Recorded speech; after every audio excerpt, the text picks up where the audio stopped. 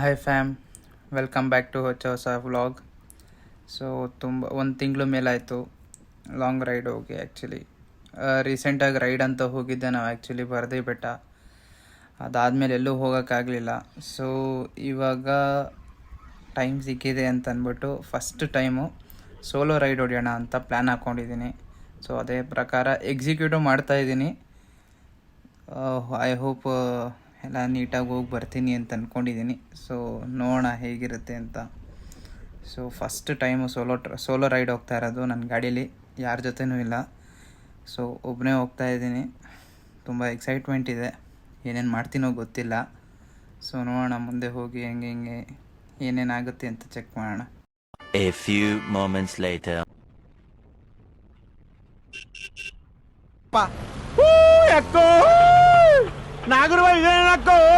ಅಕ್ಕ ಅನ್ಬೇಡಪ್ಪ, ನೀನು ಮೇಡಮ್ ಅನ್ನು. Call me madam, call me ma'am madam. ಬೆಳಗ್ಗೆನೇ ಸೈಕ್ ಸೀನ್ ಆಗೋದು ಇವತ್ತು. ಸೋಲೋ ರೈಡ್ ಫಸ್ಟ್ ದಿನನೇ ಫ್ಲಾಪ್ ಆಗೋಗೋದು. ಸೊ ರೋಡ್ ಕ್ರಾಸ್ ಮಾಡ್ತಾ ಇದ್ದಾರೆ 3 ಜನ ಲೇಡೀಸು. ನನಗೆ ಅದು ಬ್ಲೈಂಡ್ ಸ್ಪಾಟ್ ಆ್ಯಕ್ಚುಲಿ. ಸೊ ಇವತ್ತು ಏನಾದರೂ ಇಟ್ಟಿದ್ದಿದ್ರೆ ಗೋವಿಂದ ಅನ್ಬೇಕಾಗಿತ್ತು ಅಷ್ಟೇ.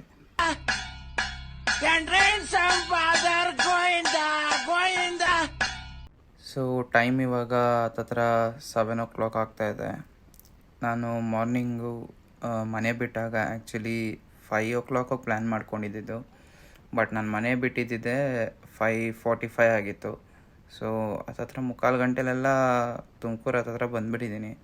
ಸೊ ಇಲ್ಲಿಂದ ನಾನು ಆ್ಯಕ್ಚುಲಿ ಇಲ್ಲಿಂದ ಹೊರಡ್ತಾ ಇರೋದು ಸಾಗರಾಗ ಹೊರಡ್ತಾ ಇದ್ದೀನಿ, ಶಿವಮೊಗ್ಗ ಸಾಗರ. ಸೊ ಸಾಗರ ಪ್ಲ್ಯಾನ್ ಮಾಡಿದ್ದೀನಿ. ಆ್ಯಕ್ಚುಲಿ 4 days ಪ್ಲ್ಯಾನ್ ಮಾಡಿರೋದು ಸೋಲೋ ರೈಡು. ಸೊ ನಾನಿಲ್ಲಿ ಹೇಗೆ ಅಂದರೆ ಒಂದೊಂದು ಡೇದು ಏನೇನು ಎಕ್ಸ್ಪೆನ್ಸ್ ಆಯಿತು ಅಂತ ಒಂದೊಂದು ವೀಡಿಯೋದಲ್ಲೂ ಎಕ್ಸ್ಪ್ಲೇನ್ ಮಾಡ್ಕೊಂಡು ಹೋಗ್ತಾ ಇರ್ತೀನಿ. ಸೊ ನೋಡ್ತಾ ಇರಿ ಮುಂದೆ ಹಾಗೆ. 1 hour later.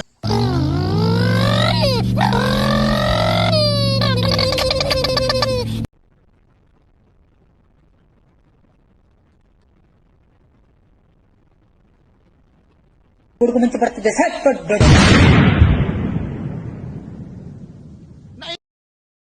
ಏನಪ್ಪ ನಿಮ್ ಜೀವನ ಮಾಡ್ಕೊಂಡೋದ್ರೆ ಇನ್ನೊಬ್ರ ಜೀವನ ಯೋಚನೆ ಮಾಡಲ್ಲ ನೀವು.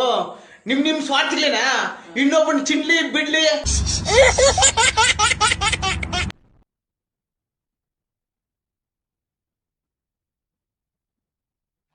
ಯಪ್ಪ, ಯಾಕೋ ಟೈಮ್ ಸರಿ ಇಲ್ಲ ಅನಿಸುತ್ತೆ. ಬೆಳಗ್ಗೆ ನೋಡಿದ್ರೆ ಅಲ್ಲೊಂದು ಇನ್ಸಿಡೆಂಟ್ ಆಯಿತು. ತಿರ್ಗಾ ಅಲ್ಲಿಂದ ಮುಂದೆ ಬಂದು ಇಲ್ಲಿ ಅದು ವಸಂತ ನಗರ ಅಂತೆ ಹೈವೇನಲ್ಲೇ ಈ ಸೀಳ್ನಾಯಿ, ಅಂದರೆ ಇಂಗ್ಲೀಷಲ್ಲಿ ಕೊಯಟೆ ಅಂತಾರೆ. ಸೊ ಅದು ಬಂದು ಅಡ್ಡ ಬಂದ್ಬಿಡ್ತು, ಜಸ್ಟ್ ಮಿಸ್ಸು. ಯಪ್ಪ, 1-2 ನಿಮಿಷ ನಿಲ್ಲಿಸ್ಬಿಟ್ಟೆ ಹೋಗ್ಬಿಡ್ತೀನಪ್ಪ ಗಾಡಿನ. ಯಾಕೋ ಟೈಮ್ ಬೇರೆ ಸರಿ ಇಲ್ಲ. ಸೊ ಸಾಗರಾಗೆ ಹೋಗಬೇಕು ಅಂದರೆ ಚಿತ್ರದುರ್ಗದ ಮೇಲೆ ಹೋಗಬೇಕು. ಸೊ ಚಿತ್ರದುರ್ಗದ ಮೇಲೆ ಹೋದರೆ ಅಲ್ಲಿ ಚಿತ್ರದುರ್ಗ ಟೌನ್ವರೆಗೂ ಹೋಗಿ ಅಲ್ಲಿ ನೀವು ಲೆಫ್ಟ್ ತೊಗೊಂಡು ಹೋಗಬೇಕು. ಬಟ್ ನನಗೆ ಇನ್ನೊಂದು ರೂಟ್ ತೋರಿಸ್ತು ಗೂಗಲ್ ಮ್ಯಾಪು. ಸೊ ಆ ಗೂಗಲ್ ಮ್ಯಾಪನ್ನ ಫಾಲೋ ಮಾಡಿದ್ದಕ್ಕೆ ಅದು ಯಾವುದೋ ಒಂದು ಹಳ್ಳಿ ರೂಟಲ್ಲಿ ಕರ್ಕೊಂಡು ಹೋಗ್ತು. ಸಖತ್ ಸೀನಿಕ್ ಬ್ಯೂಟಿ ಇತ್ತು ಮಾತ್ರ. ಮತ್ತು ಫುಲ್ಲು ಒಂದು 15-20 ಕಿಲೋಮೀಟ್ರ್ ಬರೀ ಆಫ್ ರೋಡು, ಸಖತ್ತಾಗಿತ್ತು. ಬಟ್ ಕ್ಯಾಪ್ಚರ್ ಆಗಿದೆ ಅಂತ ಅಂದ್ಕೊಂಡಿದ್ದೆ. ನಂದು ನೋಡಿದ್ರೆ ನನ್ನ ಕ್ಯಾಮ್ರಾ ಬ್ಯಾಟ್ರಿ ಬ್ಯಾಕಪ್ ಇಲ್ದಿರೋ ಕಾರಣ ಸೊ ಅದು ಕ್ಯಾಮ್ರಾ ಆಫ್ ಆಗೋಗಿತ್ತು. ಸೊ ಅದು ಕ್ಯಾಪ್ಚರ್ ಮಾಡೋಕ್ಕಾಗಲಿಲ್ಲ. ಬಟ್ ಸೀನಿಕ್ ಬ್ಯೂಟಿ ಮಾತ್ರ ಸಖತ್ತಾಗಿತ್ತು.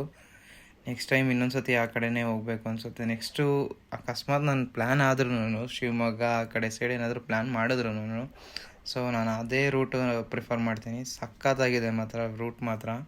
3 hours later. ವರದಾ ನದಿನ ಶರದಾವತಿ ಗೊತ್ತಿಲ್ಲ ನೋಡಿ. ಅಲ್ಲಿ ಬ್ರಿಡ್ಜ್ ಮಾಡ್ತಾ ಇದಾರೆ, ಸಾಕಾಗಿ ಕಾಣಿಸ್ತಾ ಇದೆ. ಕಾಣಿಸ್ತಾ ಇದೆಯಲ್ಲ ಅದು ಗೊತ್ತಿಲ್ಲ.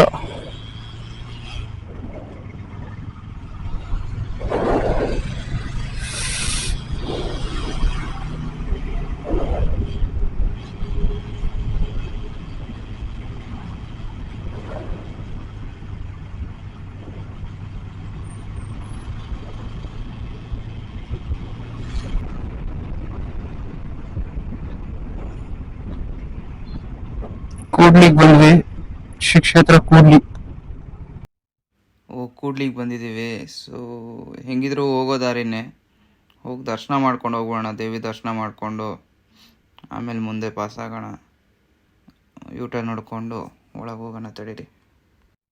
ಸೊ ನಾವಿವಾಗ ಹೋಗ್ತಾ ಇರೋ ಜಾಗದ ಮಹಿಮೆ ಏನು ಅಂತಂದರೆ, ಈ ಜಾಗ ಬಂದ್ಬಿಟ್ಟು ಶಿವಮೊಗ್ಗದಿಂದ ನಿಮಗೆ 15 ಕಿಲೋಮೀಟ್ರ್ ದೂರದಲ್ಲಿದೆ. ಸೊ ಇದರದ ವಿಶೇಷತೆ ಏನು ಅಂತಂದರೆ, ನಿಮಗೆ ಇದೇ ಜಾಗದಲ್ಲಿ ನಿಮಗೆ ತುಂಗಾ ಮತ್ತು ಭದ್ರೆ ಅಂತ 2 ನದಿಗಳು ಇದೇ ಜಾಗದಲ್ಲಿ ಸಂಗಮ ಆಗೋದು. ಸೊ ತುಂಗಾ ಮತ್ತು ಭದ್ರಾ ಬಂದ್ಬಿಟ್ಟು ಇಲ್ಲಿಂದ ಸಂಗಮ ಆಗಿ ನಿಮಗೆ ನೆಕ್ಸ್ಟು ಶಿವಮೊಗ್ಗ, ಚಿಕ್ಕಮಗಳೂರು ಆ ಕಡೆ ಎಲ್ಲ ಜಾಗದಲ್ಲಿ ಹರ್ಕೊಂಡು ಹೋಗುತ್ತೆ. ಸೊ ಅದೇ ರೀತಿ ಇದರಲ್ಲಿ ಮತ್ತೊಂದು ವಿಶೇಷ ಏನು ಅಂತಂದರೆ, ಇದೇ ಜಾಗದಲ್ಲಿ ನಾರಾಯಣ ಅಂದರೆ ವಿಷ್ಣು ಮತ್ತು ಶಿವನ ಪಾದದ ಚಿಹ್ನೆಗಳು, ಗುರುತುಗಳಿದೆ ಇದೇ ಸಂಗಮದ ತೀರದಲ್ಲಿ. ಮತ್ತೊಂದು ವಿಶೇಷತೆ ಏನು ಅಂತಂದರೆ, ಇದೇ ಜಾಗದಲ್ಲಿ ಆದಿಶಂಕರಾಚಾರ್ಯರು ಏನಿದ್ದಾರೆ ಅವರ ಕಾಲದಲ್ಲಿ ಒಂದು ಘಟನೆ ನಡೆಯುತ್ತೆ. ಸೊ ಅದು ಏನು ಅಂತಂದರೆ, ಇದೇ ಜಾಗದಲ್ಲಿ ಅಂದರೆ ಶಂಕರಾಚಾರ್ಯರಿಗೆ ಶಾರದಾದೇವಿ ಹೋಲಿಸ್ಕೊಂಡಿರ್ತಾರೆ. ಸೊ ಆ ಶಾರದಾದೇವಿಗೆ ಹೇಳ್ತಾರೆ, ನಾನು ಈ ಶೃಂಗೇರಿ ಅಂತ ಏನು ಜಾಗ ಇದೆ ಆ ಜಾಗದಲ್ಲಿ ನಾನು ನಿನ್ನ ಅಂದರೆ ನಿನ್ನದೊಂದು ಗುಡಿ ಕಟ್ಟಬೇಕು ಅಂತ, ಅಲ್ಲಿ ಬಂದು ನಿನ್ನ ನೆಲೆ ಊರಿಸ್ಬೇಕು ಅಂತ ಆಕೆಯನ್ನು ಪ್ರಾರ್ಥಿಸ್ತಾಳೆ. ಆ ಪ್ರಾರ್ಥನೆ ಮಾಡಿದ ಫಲವಾಗಿ ಆಕೆ ಒಂದು ಕಂಡೀಷನ್ ಕೊಡ್ತಾರೆ. ಏನಪ್ಪ ಅಂತ ಕಂಡೀಷನ್ನು ಅಂತಂದರೆ, ಆಕೆ ಶಾರದಾದೇವಿ ಶಂಕರಾಚಾರ್ಯಗೆ ಹೇಳಿರ್ತಾರೆ, ನಿನ್ನನ್ನು ಕರ್ಕೊಂಡು ಹೋಗು, ನೀನು ಮುಂದೆ ಹೋಗು, ನಾನು ನಿನ್ನ ಹಿಂಬಾಲಿಸ್ತೀನಿ ಅಂತ ಹೇಳ್ತಾರೆ. ಆಮೇಲೆ ಇನ್ನೊಂದು ಹೇಳ್ತಾರೆ ವಿಚಾರ ಏನು ಅಂತಂದರೆ, ನೀನು ಯಾವುದೇ ಕಾರಣಕ್ಕೂ ನನ್ನನ್ನು ಹಿಂದೆ ತಿರುಗಿ ನೋಡಬಾರ್ದು, ಹಿಂದೆ ತಿರುಗಿ ನೋಡಿದ್ರೆ ನಾನು ಅಲ್ಲೇ ನೆಲೆ ಊರ್ತೀನಿ ಅಂತ ಇನ್ನೊಂದು ಕಂಡೀಷನ್ ಹಾಕಿರ್ತಾರೆ. ಈ ಕಂಡೀಷನ್ ಪ್ರಕಾರನೇ ಆ ಶಾರದಾದೇವಿನ ಕರ್ಕೊಂಬರ್ತಾ ಇರ್ತಾರೆ ಶಂಕರಾಚಾರ್ಯರು. ಅವರೆಲ್ಲೂ ಹಿಂದೆ ತಿರುಗಿ ನೋಡಲ್ಲ. ಪ್ಲಸ್ ಅವ್ರಿಗೆ ಇನ್ನೊಂದೇನು ಕನ್ಫರ್ಮೇಷನ್ ಆಗ್ತಾ ಇರುತ್ತೆ ಅಂದರೆ, ಗೆಜ್ಜೆ ಶಬ್ದ, ಆ ತಾಯಿ ನಡೀತಾ ಇರಬೇಕಾದ್ರೆ ಜಲ್ ಜಲ್ ಜಲ್ ಅಂತ ಗೆಜ್ಜೆ ಶಬ್ದಗಳು ಬರ್ತಾ ಇರುತ್ತೆ. ಈ ಪರ್ಟಿಕ್ಯುಲರ್ ಈ ಕೂಡ್ಲಿನ ಏನು ಜಾಗ ಇದೆ, ಈ ಜಾಗಕ್ಕೆ ಬರ್ತಾ ಇದ್ದಂಗೆ ಆ ತಾಯಿ ಗೆಜ್ಜೆ ಶಬ್ದನೂ ಅವ್ರಿಗೆ ಕೇಳಿಸೋಕ್ಕೆ ಸ್ಟಾಪ್ ಆಗೋಗುತ್ತೆ. ಸೊ ಅವ್ರು ಶಂಕರಾಚಾರ್ಯರು ತಾಯಿ ಬರ್ತಾ ಇದ್ದಾರಾ ಇಲ್ವಾ ಅಂತ ಗಾಬರಿಯಿಂದ ಹಿಂದೆ ತಿರುಗಿ ನೋಡಿದಾಗ ಆಗ ತಾಯಿ ಅಲ್ಲೇ ನೆರೆಯೂರ್ತಾಳೆ. ಸೊ ಆ ಜಾಗ ಬಂದ್ಬಿಟ್ಟು ಇದೆ ಕೂಡ್ಲಿ ಶೃಂಗೇರಿ ಅಂತ. ಇದೊಂದು ಪ್ರಸಿದ್ಧವಾದ ದೇವಸ್ಥಾನ.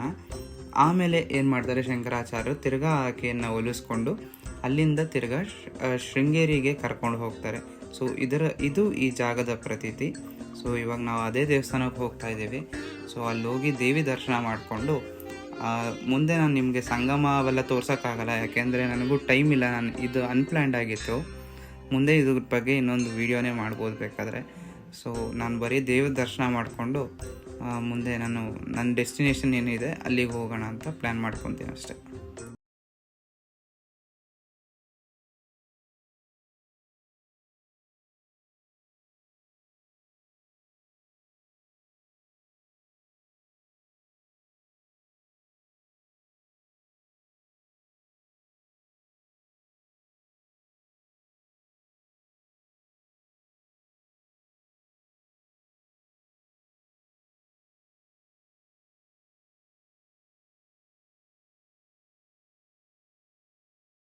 ಹತ್ತುವರೆ ಆಗಿದೆ. ಆಲ್ರೆಡಿ ದೇವ್ರ ದರ್ಶನ ಆಯಿತು, ಮತ್ತು ಗುರುಗಳ ದರ್ಶನನೂ ಆಯಿತು. ಗುರುಗಳು ಇದ್ದರು ಮಠದಲ್ಲೇನೆ, ಅವ್ರದ್ದು ಒಳ್ಳೆ ದರ್ಶನ ಆಯಿತು. ದೇವ್ರ ದರ್ಶನ ಆದಮೇಲೆ ಇನ್ನೇನು ಹೊರಡ್ತಾ ಇದ್ದೀನಿ.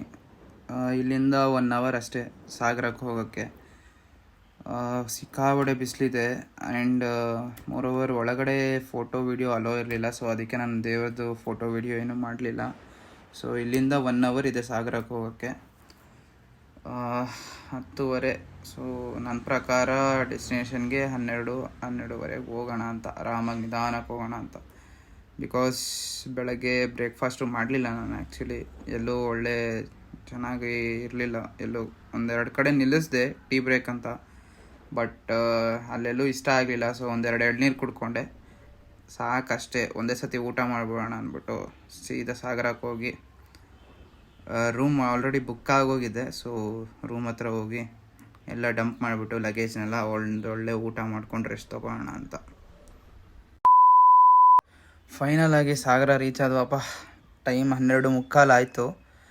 ಸೊ ಇವಾಗ ಇಲ್ಲಿಂದ ರೂಮ್ ಬುಕ್ ಮಾಡಿದ್ದೀನಿ, ಆಲ್ರೆಡಿ ಆನ್ಲೈನಲ್ಲೇ ಬುಕ್ ಮಾಡಿದ್ದೀನಿ. ಸೊ ಆ ರೂಮ್ ಲೊಕೇಶನ್ ಎಲ್ಲಿದೆ ಅಂತ ಚೆಕ್ ಮಾಡ್ಕೊಂಡು ಅಲ್ಲಿ ಹೋಗಿ ಹಾಲ್ಟ್ ಆಗಿ ಎಲ್ಲ ಒಂದು ಸ್ವಲ್ಪ ರೆಸ್ಟ್ ತೊಗೊಂಡು ಊಟ ಮಾಡಿಕೊಂಡು ತಿರ್ಗಾ ಸಾಯಂಕಾಲ ಒಂದೆರಡು ಪ್ಲೇಸಸ್ ಅಂದ್ಕೊಂಡಿದ್ದೀನಿ ವಿಸಿಟ್ ಮಾಡೋಣ ಅಂತ. ಸೊ ಆ ಪ್ಲೇಸಸ್ನೆಲ್ಲ ವಿಸಿಟ್ ಮಾಡಬೇಕು. ಸೊ ಹೋಗೋಣ. ಫಸ್ಟ್ ಹೋಗಿ ರೂಮ್ಗೆ ಹೋಗಿ ಫ್ರೆಶ್ ಅಪ್ ಆಗಿಬಿಟ್ಟು ಆಮೇಲೆ ಊಟ ಮಾಡಿಕೊಂಡು ಮುಂದೆ ನೋಡೋಣ.